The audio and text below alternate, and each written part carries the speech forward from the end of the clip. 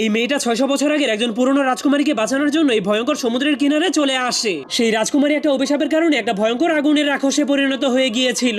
এই জন্য এই মোয়ানা নামের মেয়েটা তাকে আগের রূপে ফিরিয়ে আনার জন্য একটা জাদুময় হীরা নিয়ে আসে। এরপর সে ওই আগুনের রাক্ষসের কাছে যাওয়ার জন্য সমুদ্রের পানিকে তার জাদুর মাধ্যমে দুই ভাগ করে মাঝখান থেকে রাস্তা তৈরি করে ফেলে। কিন্তু তখনই সেই রাক্ষসটা তাকে দেখার পর অনেক রেগে তার উপরে আক্রমণ করে দেয়। তবুও মোয়ানা তাকে দেখে কোনো ভয় না পেয়ে ধীরে ধীরে তার দিকে আগাতে শুরু করে, কারণ তার হাতে থাকা সেই জাদুময় হীরাটা সেই রাক্ষসের বুকে লাগাতে পারলেই সেই রাক্ষসটা আগের মতো ঠিক হয়ে যাবে। এই জন্য মেয়েটা তাকে শান্ত করার জন্য একটা জাদুময় গান গাইতে শুরু করে দেয়। কিন্তু সেই গান শুনে সে শান্ত না হয়ে আরো বেশি রেগে মোয়ানার দিকে যেতে শুরু করে দেয়, কারণ অভিশাপের কারণে সে এতটাই ভয়ঙ্কর হয়ে গিয়েছিল যে তাকে কেউই কন্ট্রোল করতে পারতো না। কিন্তু সে মোয়ানার কাছে গিয়ে যখনই তার হাতে সেই জাদুময় হীরাটা দেখতে পায় তখন সে একদমই শান্ত হয়ে যায়। এই জন্য সে ধীরে ধীরে তার শরীর থেকে আগুন কমিয়ে ফেলতে শুরু করে। এমনকি সে ধীরে ধীরে মোয়ানার দিকে তার মাথাটাকে নত করে দেয়। তখন মোয়ানা তার মাথার সাথে নিজের মাথাটাকে লাগিয়ে তাকে একদমই শান্ত করে ফেলে। এরপর মোয়ানা সেই জাদুময় হীরাটাকে তার